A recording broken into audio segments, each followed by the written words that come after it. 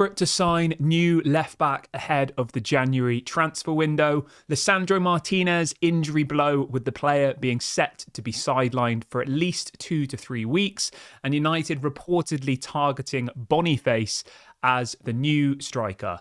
These are some of the topics we will be discussing on this morning's live show. But before we get into that, please do me a small favour. Give the video a thumbs up. Let's try and get to 500 likes on this video. And if this is your first time watching, don't forget to subscribe as well. Bottom right hand corner, completely free content. Go and get involved.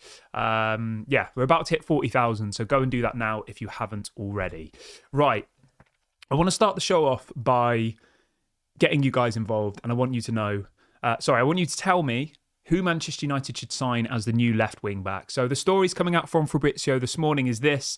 The message from Ruben Amorim to the Manchester United management team is clear. We need a new left back in 2025. Fabrizio says it could be January, blah, blah, blah, blah, blah. It all depends on the opportunities, the price, and several factors. So we all know that the left back, whatever you want to call it, has been a major issue for Manchester United. Obviously, Luke Shaw is now supposedly back fit, but for how long? And we also know that Luke Shaw is going to play as the left-sided centre-back in a back three. So he's not going to be the left wing-back, Luke Shaw. He will be a left-sided centre-back. Malacia, I'm not really sure what's going to happen to Malacia. He hasn't played football at all, I don't think, for... Is it nearly 2 years now? Obviously, he's had multiple different injuries. So yeah, we're absolutely desperate to buy a left wing back, somebody who can get up and down the pitch, somebody who's good defensively, but somebody who's obviously also good offensively as well. So what I want you to do now is get in the comment section. Let me know your thoughts. Who should Manchester United sign as the new left wing back, whatever you want to call it? I know it's a left wing back for Manchester United's setup, but I'd like to know what you guys think. Obviously, the right-hand side at the moment seems to be either Dalot, maybe Mazraoui will play there. I know obviously Amad Diallo played there against Ipswich, but I'm not sure whether Amad will actually permanently be the left wing back. The right wing back. I don't really understand why Amad was at right wing back, but at the same time, obviously, it's far too early on in Ruben Amorim's era to be kind of judging him at this point. But yeah, let's have a little look on the market and see who's actually available. Because the left wing back is obviously quite a specialist position, isn't it? You know, it's. So let's have a little look here. So I mean, the most obvious option is obviously Alphonso Davies. He would be absolutely unbelievable. I think if we were able to get Alphonso Davies, that would be an absolutely incredible signing. Now, the situation with Alphonso Davies is quite interesting because his contract with Bayern Munich is due to expire in June 2025, so in about 6 months' time.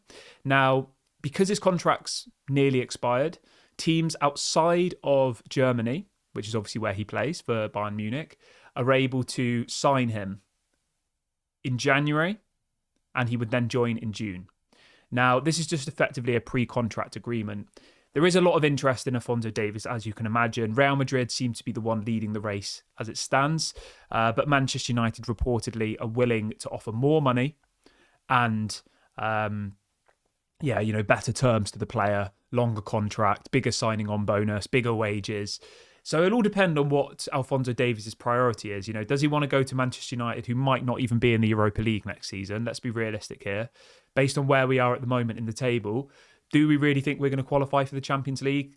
Unless we win the Europa League, probably not. And do we think we're going to qualify for the Europa League? I mean, it's possible. We have to finish, I think, 6th to win the Europa League, don't we? Because I think 5th will get Champions League this season.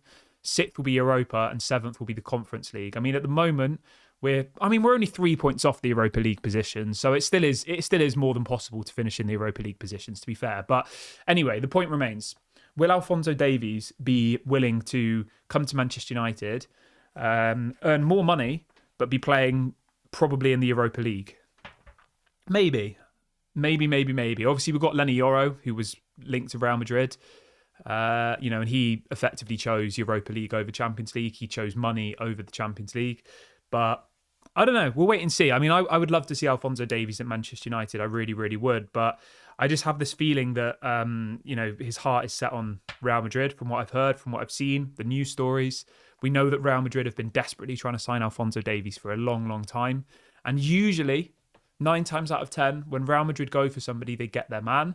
Obviously, The one time they didn't was Lenny Yoro, where we got him. But obviously that situation was slightly different because obviously Lenny Yoro's contract was expiring the following summer, and Manchester United was still willing to pay 50 million to bring him over, whereas Real Madrid, I think, offered about 20 to the club he was at. So there's obviously some complexity to these situations. But in relation to other options, I mean, the most obvious options are probably Alvaro Fernandez. He's, a top option there. I think he'd be decent. Is he good enough to be starting every week in the Premier League? I'm not sure, to be honest. I haven't seen enough of him at Benfica. I've heard a lot of good things. I've seen a couple of games, a couple of clips. He's assisting. He's very athletic. He's exactly what Ruben Amorim looks for in a left wing back. But yeah, I'm not sure quite yet if Alvaro Fernandez is kind of, would come back to Manchester United and immediately have that left wing back position nailed down. Now, if you want to look a little bit closer to home, there's also this massive question mark around Antony.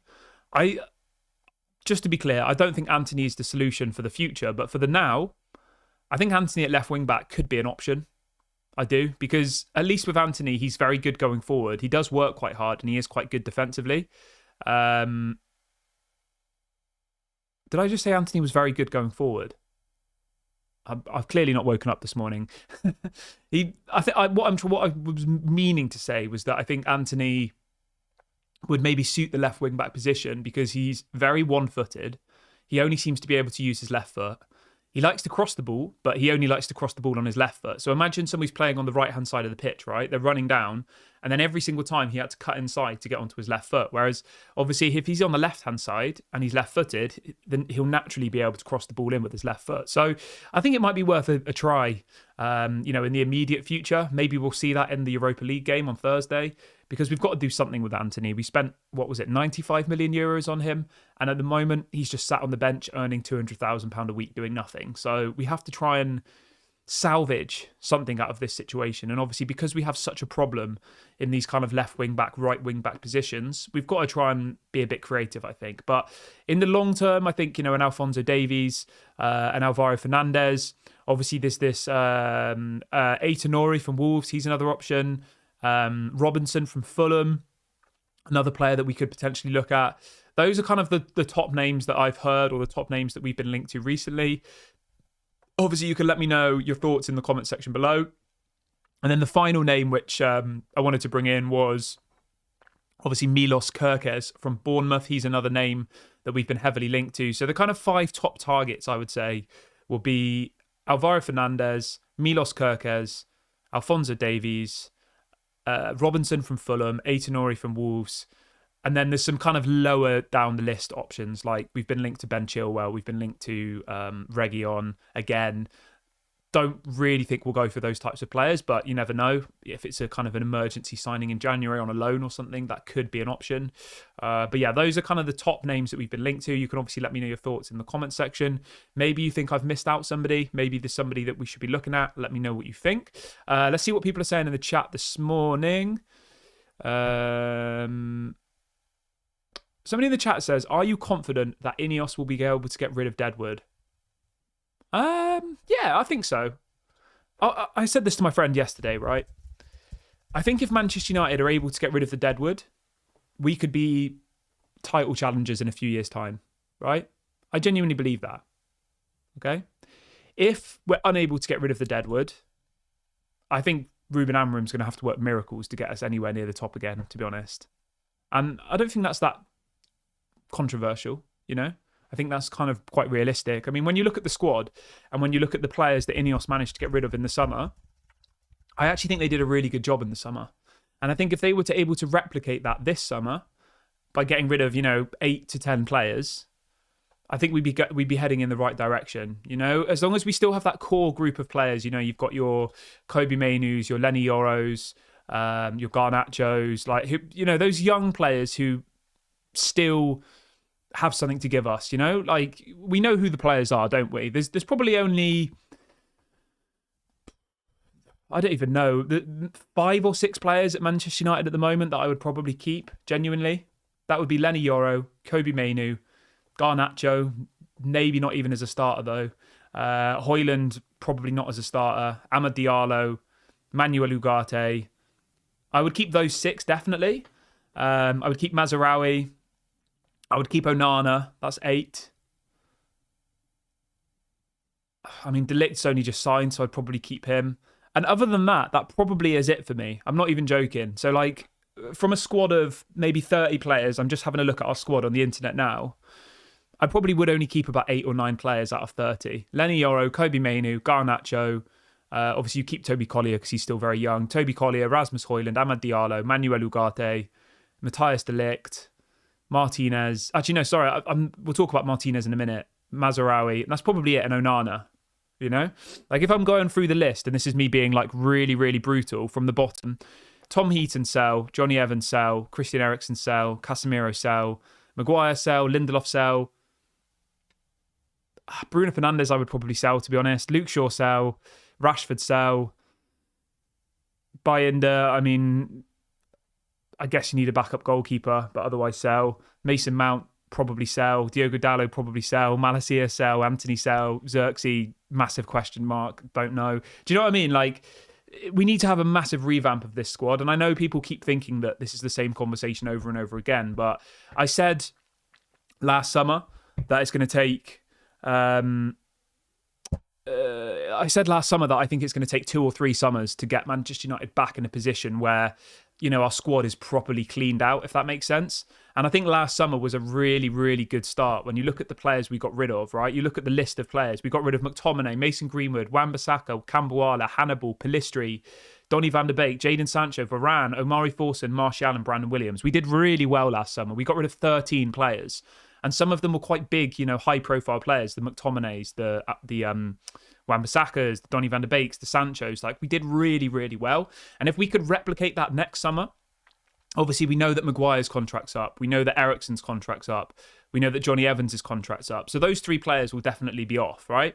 If you were also able to sell Casemiro, if you were able to sell... Sorry, Lindelof's contract's up as well. So Lindelof, Maguire, Johnny Evans and...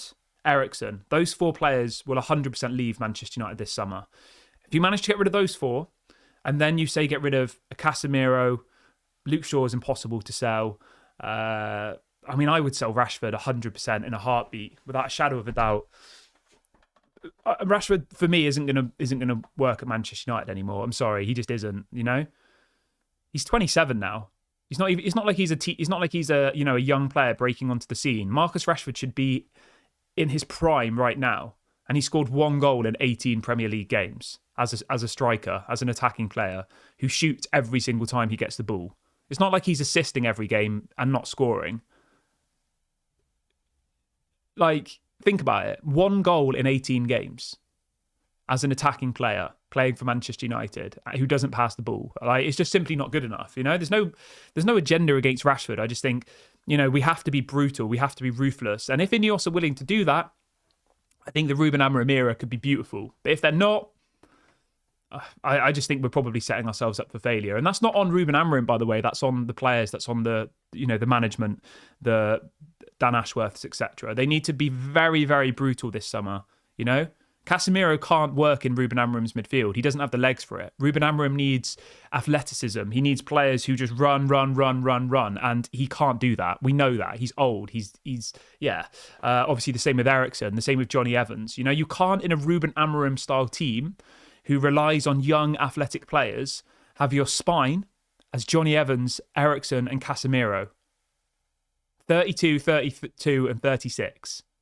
All slow. All look like they're struggling after about 50 minutes of a game of football. Johnny Evans is obviously a great footballer, right? I love Johnny Evans. But the point I'm making here is Ruben Amorim's setup, the way he plays, the types of players he needs are young, athletic players who have that engine, who can just run. And if we manage to get him those types of players, I think the future could be very, very nice. Otherwise, I think it could be quite bad. People are saying that Mason Mount is amazing. All right, let's talk about Martinez. Somebody in the chat saying, what about Martinez? I think serious question marks have to be asked about Martinez. I said this last season, and people were like going crazy at me. But Martinez is clearly injury prone. He is. The news this morning is that Martinez is going to be out for 3 to 4 weeks. So we won't see Martinez probably until next year now, until 2025. Let me get the little story up about Martinez. I don't know why he keeps getting injured. It's really strange. And it seems to be different injuries as well each time. Yeah, it's just frustrating, isn't it? Because obviously he is one of our better players. And Ruben Amorim did say in his press conference the other day that he's got a crisis at centre-back. You know? And we have a crisis at centre-back because Maguire's injured, Lindelof's injured, Martinez is injured, Lenny Yoro's just coming back from injury. You know? Like, imagine when we have our full-strength team. So apparently he's got a spinal injury. That's the news this morning. And he'll be out for 3 to 4 weeks minimum. If you look at 3 to 4 weeks from now, right? We're on the 26th of November, so it'll be just after Christmas that he will supposedly be back. You look at the fixtures that he's going to miss. He's going to miss Bodo Glimt, Everton, Arsenal away, Nottingham Forest, Victoria Pleasant. He's going to miss Manchester City. He's going to miss Tottenham Hotspur. He's going to miss Bournemouth. He's going to miss Wolves. Probably miss Newcastle. He's probably going to miss 10 games, Lisandro Martinez, because he's going to be out for 4 weeks. And we've got 10 games in the next 4 weeks. 10 games. And he's already missed, like, let's have a look at his injuries so far this season.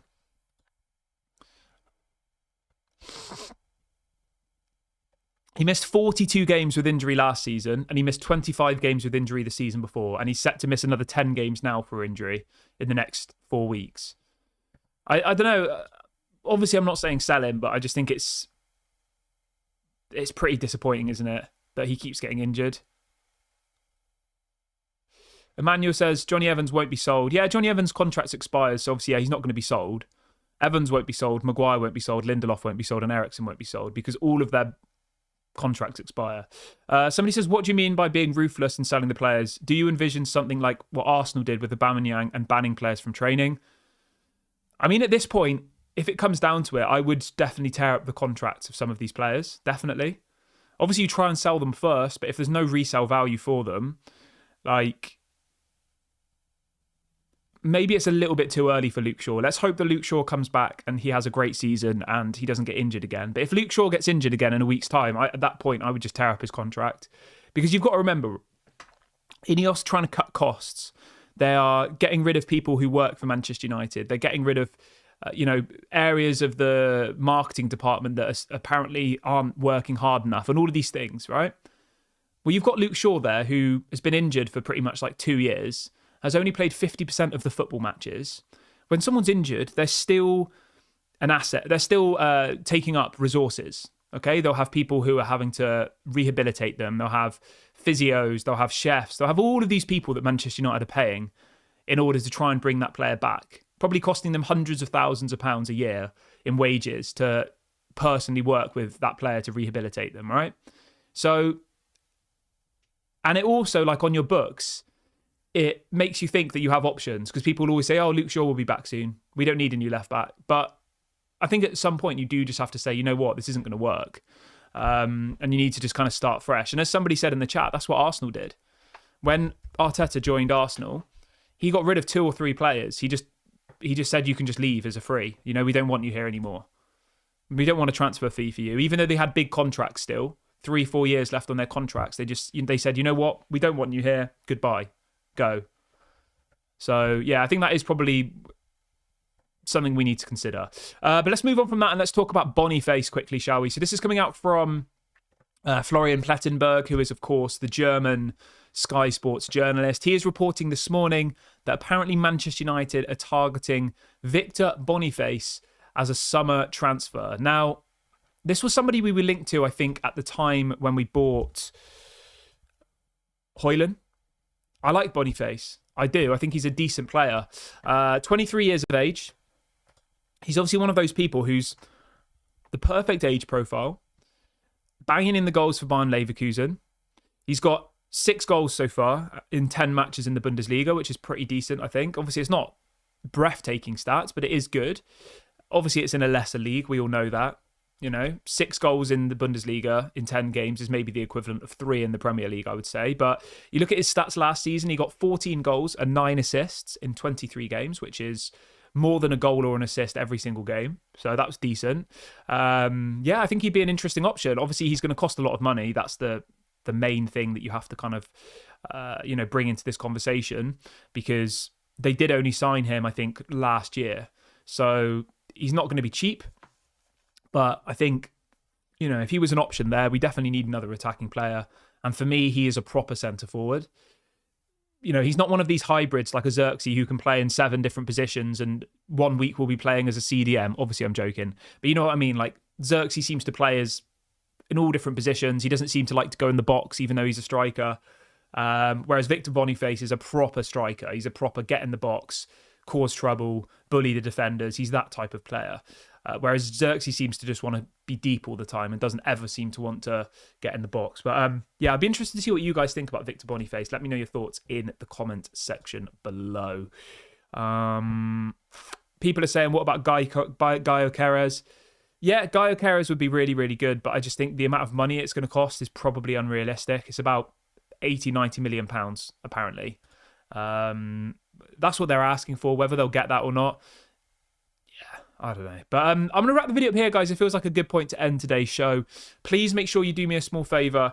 Drop a like, subscribe to the channel, and I'll speak to you all very, very soon. Bye for now, everybody.